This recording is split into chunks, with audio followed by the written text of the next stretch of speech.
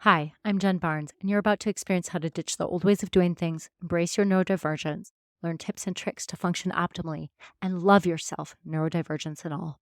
Welcome to the Self Loved Woman podcast.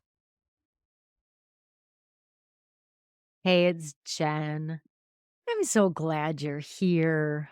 Today's episode might be a bit of a doozy because we're going to unpack a pretty big topic. And if you're someone who's like burning hot about this topic and very firmly planted on one side or another, this episode might not be one that you get a lot out of. If you're coming in with an agenda and you're looking for the answer or my personal opinion, this episode probably isn't for you.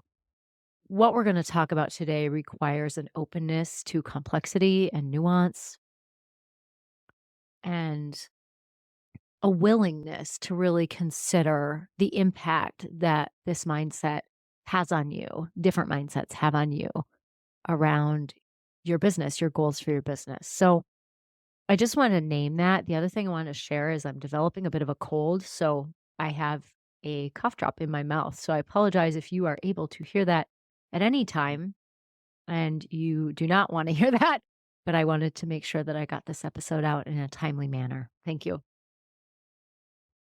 So the other night I was on Instagram and I noticed someone posted about ADHD being a disability. And I read the comments because I was curious what people thought. And the comments were all over the place about it. There were some people who were 100% like, yes, absolutely. I am disabled with my ADHD. And then there were some people kind of on the other end that are like, ADHD is not a disability, it's a neurodivergence. It that we struggle with because of how the world is. And then there were people who called those people ableist, and the whole gamut was present there. And I'm not here to say who's right or wrong. It's just not my place because I believe it's really personal where you land on this. And I don't know that there's a right answer. What I do know is that I get both sides. I have met some people with ADHD who, by golly, their lives are very, very tough. I've also met some people, including myself, who we find a way to navigate and it works for us. I will say that also I've met everyone in between. And I will say that almost without exception, as far back as I can remember, when we work with some of the deeper stuff going on, most people are still able to do the things they want to do in their life. That may be different than they would do it if their brain was neurotypical, but I've noticed that. But the thing to know about that, the thing to understand about that range of what ADHD can look like is that different people are going to have different opinions about that, about if it's a disability or not. And that gets to be okay. I don't think anyone's bad for how they perceive ADHD. What I don't approve of is other people telling other people what their experience is and invalidating someone else's experience. And that's particularly tough because with ADHD, most of our early lives, we were told to just try harder or get ourselves together or whatever. And if we just tried harder, we would figure it out. And so a lot of us have woundedness from that. Some might even have a trauma response from that. So it can be very triggering when someone comes in as, you don't have a disability, you just need to try harder. Or even, I don't call it a disability. And then the person who does might get triggered into thinking that person's telling them to just try harder and invalidating their experience. So I want to start out naming that, and we're going to unpack this further. But I get where both sides are coming from. I get that personally, I look at ADHD as a neurodivergence, and it is a neurodivergence. That is not false. I look at it as a neurodivergent with traits instead of symptoms. I actually look at ADHD as a benefit to evolution. Don't get me wrong. I'm not saying it's a superpower in today's world by any sense of the word. But when you look at evolution, we actually needed people with ADHD and people who didn't have ADHD because the way we can spot things, we are aware of our surroundings much more. So we could find the little hidden berries much more easily than someone who is neurotypical could have. And there were things that they could do by focusing more intently on something that the ADHDer in evolutionary times or earlier times, I should say, was not able to do. And so really there's a complement there. It's just that the way I see it is our modern day society doesn't really honor the skills of those of us with ADHD. The way our society is set up with its focus on busyness and productivity and do and all the other stuff, learning in a classroom where you have to sit still for hours on end as a child. Ridiculous, right? Oh, and not talk. At least that was my experience. So our society just doesn't honor ADHD, and that's what I see as the problem. I also see it as a disability, and here's why. Technically, it is. In the United States of America, federal law through the ADA, Americans with Disabilities Act, identifies ADHD as a disability when your impairment is severe enough to markedly impact your functioning, your ability to work, your ability to go to school, and your ability to participate in society. As part of that, there are other laws that allow students with ADHD to receive additional support or modifications. To me, if our society was designed in a way that honored all types of neurodivergences, then we wouldn't have to have special ways of learning or special accommodations for someone with ADHD. But that is not the reality, which is why these laws are in place. So the thing is, both sides are right to some degree. We know that it is a neurodivergence because of how our brains are wired differently, but it also is classified as a disability. And to me, it's also not that simple. And perhaps, like I said, it's not an either or. What's actually more interesting to me is what happens when we take on or embody one of those definitions of ADHD. What happens inside? For me, it's tricky.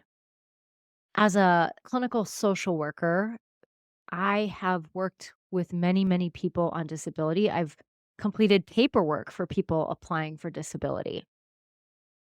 And there are some people I work with on disability. Everyone I have worked with on disability, I just want to say, was legitimately had significant impairments so that they were not able to work, or at least not full time. That is the truth. Every single person that I was involved in assessing, my side of it was just the mental health piece, not the physical piece. But everyone I have done that paperwork for or was involved in legitimately had impairments in their functioning with whatever was going on. It wasn't always ADHD. Sometimes it was PTSD or bipolar disorder, schizophrenia, that kind of stuff. But all of those people legitimately needed disability, 100%. But I will also say this.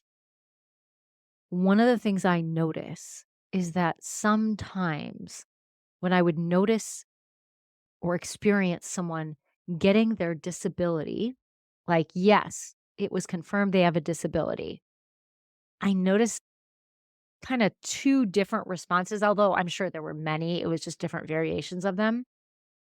I noticed some people being relieved, but then still deciding to do what they could do, to still work part time or still maybe you don't have to work to exist. Like working is not a requirement. I will say disability payments are pretty low. So a lot of people on disability have to also work so that they can afford to live, even live at all. I'm not talking about luxury. I'm talking about afford housing. And that's a whole other issue we could get into.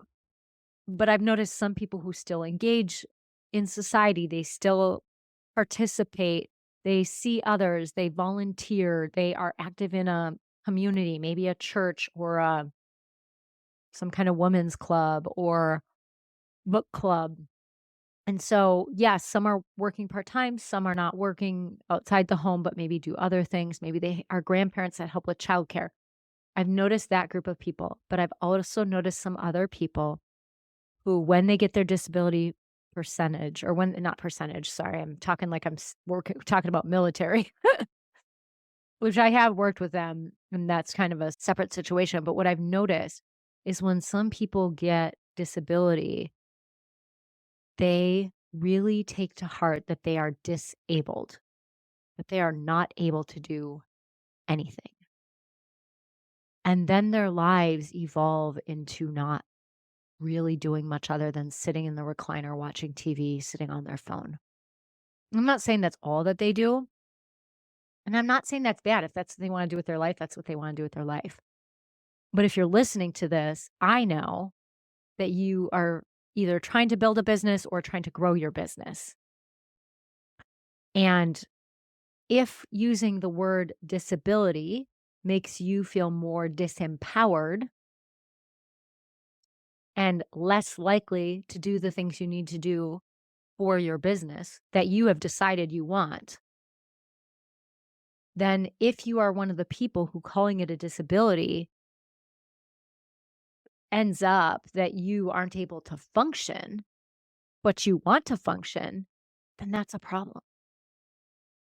And this is tricky. I know I'm walking a fine line here and I could piss off some people. At the same time, it's about knowing your own self. And we're going to do activity later in this episode to help with that because I've seen some people be fine when they go on disability. They're like, yeah, totally. Yep. I'm on disability, but that doesn't mean I'm not able to do anything. And they still do the things they love. They still, obviously, with some, I want to say modifications, but some differences. Because the whole thing is when you're on disability, federal disability, it has been decided that you are not able to work full time. And part of that, the way I see it, is that at least my clients, when they've gone on disability, because of whatever disability they have or whatever challenge they have, so much of their time goes to medical appointments and therapy appointments and rehabilitation or extra types of special types of exercise to help their physical body if it's a physical issue. So that so much of their time is going to being able to live, that then having to work full time on top of that is insane. And some of you might be listening right now and have ADHD and be like, that's me. That's absolutely me, Jen. And I get it. I get that. That may be your situation. And if you're wanting to build a business, that's going to take some time. It's going to be figuring out like how much time and really how much energy, and I don't know that energy is the right thing, but how much wherewithal, I don't know if that's the right word either, do you have to contribute to your business? Because it may or may not be realistic. If you're in the qualify for disability federally with ADHD or something else. If you're having severe impairments, that might be the deal. And so it's just a matter of noticing that, right? I'm not here to in any way invalidate your experience if that's what's going on for you. And I sure as hell am not here to say, well, if you just tried harder, you wouldn't need to go on disability, because that is not what I'm saying at all. Not even a tiny little bit. And I also want to say, in my professional experience, what I have noticed is some of the people who struggle more with ADHD, not all, but some, have different reasons or things that are exacerbating their ADHD. Some of that could be comorbidities like anxiety and depression, although sometimes anxiety and depression gets diagnosed before ADHD because we're trying to function in our society that's not designed for our ADHD brains. And so then we look anxious and depressed when the reality is we were really ADHD. But I digress. It could be complex trauma. One of the groups of people I've noticed whose ADHD is much, much worse, or it looks worse, is people with a complex trauma history. And the symptoms are overlapping. There's even some conversation as to like, is it really ADHD or is it complex trauma? And I will tell you, I used to be on the it's complex trauma. Let's just hold off on diagnosing ADHD till the trauma is cleared. But what that led me to do is miss ADHD in one of my clients. Totally missed it. Totally missed it because I was so focused on not overdiagnosing her or having someone else overdiagnose her and overmedicate her that I was too careful. And so while sure, a lot of people with ADHD might also have complex trauma histories over and above the trauma of being told that if you just tried harder, you would be fine, or given the message that you're fundamentally defective or flawed because you're not paying attention better, getting your schoolwork in time, your homework has wrinkles on it, or whatever's going on, right? I've noticed that when there is a history of complex trauma, it is harder to deal with the ADHD, much, much harder. It could also be some people had limited support growing up. So I had a really supportive mom and I went to a small school. Yes, it was a Catholic school, so that kind of did some damage there. And there were very small classrooms. So that helped my learning. And my teachers knew me really, really well. There were 15 kids in my class.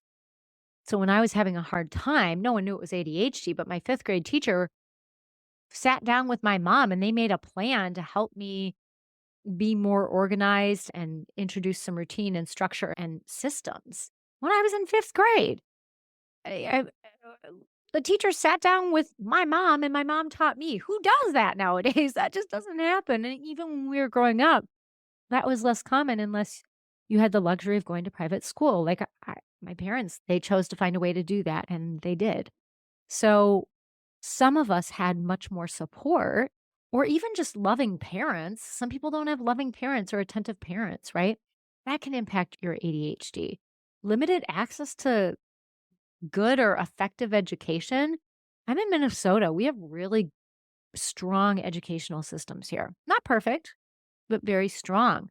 There are other states in the union that their educational systems are known to be far behind and don't really do a good job educating students with neurotypical brains, let alone people who have a neurodivergence or any other kind of challenge. And so it's important to understand that when we're looking at our own functioning, that we recognize that there may be different factors going into it that aren't only about ADHD. And then if you are in a place where you want to judge someone who has ADHD, and I say this with love in my heart, it's about recognizing that you might not know the whole story. And so to invalidate or minimize someone's experience is really ineffective. And I guess my question would be, what is your intention if you're doing that? Like you're trying to make the person feel bad, try to make yourself feel better. And I'm not here to judge you for that, but it's about getting clear, like, what is inside of you that feels a need to say something that would invalidate or minimize someone else's experience? Okay. Yeah. So I want to talk about kind of moving into this other piece of it because it's important to understand the impact of your mindset or your perspective on your ADHD and on your business. Because I said, like I said, if you're here, you have a business or are trying to create a business, maybe trying to build your business or grow your business, but whatever you're doing, you have some kind of dream. You have something you want to do, something you want to produce, which requires some level of productivity. It requires some level of focus. It requires some level of an ability to prioritize and do the things that you need to do for your business. And if that's not you, then this may not be super relevant, or maybe it is. You can decide that for yourself. I'm not here to tell you what to think. What I'm curious about is what lies beneath all of this. What does it feel to you? What does it feel like to you to say one versus the other. What does it feel like to you to say, I'm disabled? Try it out. Try it out. Say, I'm disabled if you want to. I'm not going to boss you around. You're welcome to say the words, I'm disabled to yourself. And just what do you notice in your body? I'm present to constriction in my chest and a pit in my stomach when I say that. And you might also notice like what you hear inside of you. If there's any thoughts coming up, any chatter between parts, I notice a part in me that strongly says, no, you're not. No, no. And you might be like, hell yeah, we are. So just notice you might have some parts that are like, yeah, and some parts that are like, no. And so just notice what comes up for you. Maybe notice any emotions or feelings that come up for you.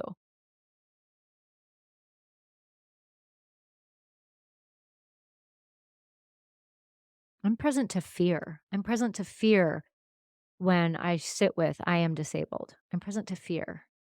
I don't, part of me does not want that to be true. And then to really sit with yourself, maybe not during the podcast, because I'd have to pause a long time, but to sit with it and see what's beneath that. So I have a part of me that was like, no. And that's interesting. What's that strong response about? What's that strong response about? It could be that I see how horribly people with disabilities are treated and I don't want to be that way. It could be that I always thought of myself as highly capable, even with ADHD. And even though I got in a lot of trouble for talking and those kind of things, I have always felt highly capable. I've also felt like I was too much. So there's that. But I've always felt capable. So immediately that's what comes up when I start to dig. And so that might be something you sit with. But then let's do the same thing for neurodivergence. What does it feel like when you say, I am neurodivergent? And the reason I struggle is because society doesn't really cater to or even have options for neurodivergent folks. I am neurodivergent. When you say that, what do you notice in your body? I am neurodivergent. I'd take a breath to clear out the, the heaviness from the previous one. Yeah, I feel a lightness like on in my back, almost like wings. Interesting. What chatter do you hear inside? I immediately hear some parts of me howling at the moon about the ridiculousness of how society is built. So that's interesting, right? What emotions come up for you? Obviously, for me, that was some rightful rage, right? And then notice that. And what's beneath all of this? That's interesting stuff. That's stuff that I'm excited to sit down and write about tomorrow morning in my writing practice. What's beneath it? Because here's the thing, there's no right or wrong answer to either of these options, but rather it's important to know what resonates for you personally, especially when it comes to having the business that you want and the impact this belief, this mindset has on you and your ability to create and grow the business that you want. Because, like I said, if you're here, you have a dream of what your business and maybe even your life will look like. And so it's not about, is it right or wrong to see ADHD as a disability? Is it right or wrong to instead see it as a neurodivergence? Because it's probably both. But rather sit with what is more effective for where I'm trying to go, for what I want to do in my life. And maybe this changes over time. Maybe right now you're like, I'm disabled. ADHD is a disability. That's where I need to be right now. Or maybe you're like, it's a neurodivergence, and then maybe later you'll change your mind. Either way, this is about effectiveness. It's not about right and wrong. It's about doing what is going to best serve you and your business instead of destroying it. So I hope this has been a helpful conversation, something to consider. Like I said, there's no right answer. And there's probably gonna be people who object to that. But again, like I said, this is a complex conversation and something I notice. And obviously, now I'm not only talking about this topic, but just things in our country right now, if you're in the United States. What I notice when people are super polarized, it there's divisiveness. It's because people are oversimplifying really, really complex issues. I remember back, and this is a little bit off topic, but kind of maybe useful right now.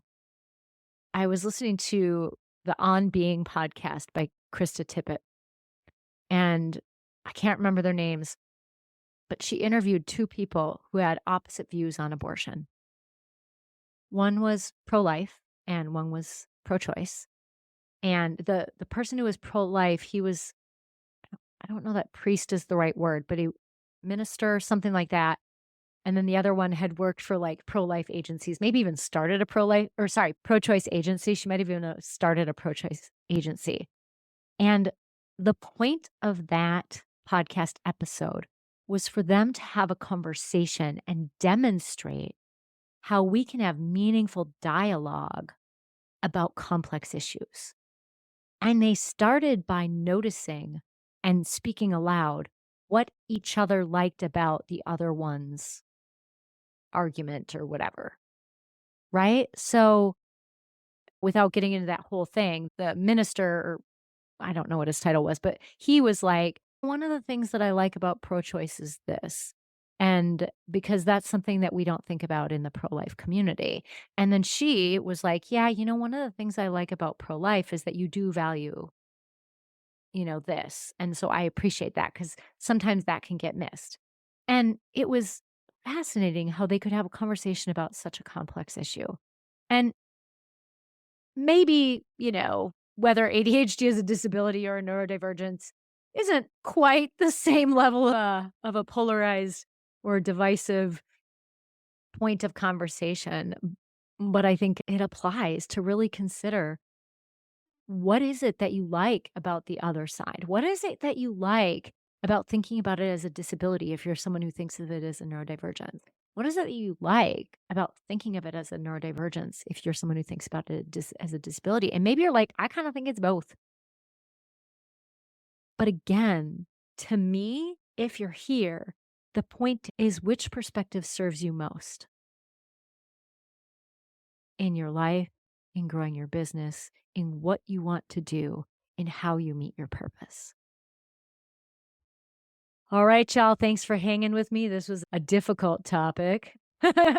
For some might be like, big deal, Jen. So you get to have your experience. But thank you for being here and for listening. And if this was meaningful to you, I would love it if you'd share.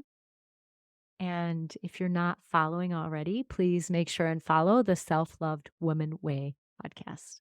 Take care.